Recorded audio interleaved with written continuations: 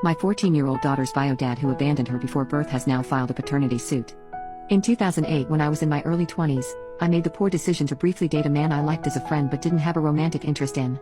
It lasted about a month. A week after I broke up with him, I found out I was pregnant and I told him right away. He seemed to think this meant I would come back to him and we'd raise the child together, but I made it clear to him that this wasn't the case. I gave him the option to co-parent.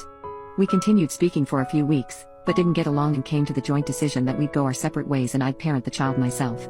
He mentioned wanting me to sign something saying I wouldn't pursue him for child support, which I was willing to do, but it never ended up happening. We didn't speak again until I found out the child's gender, a girl. He was raised as an only child by a single mother, and he seemed to have a harder time with the idea of letting me raise a boy by myself than a girl.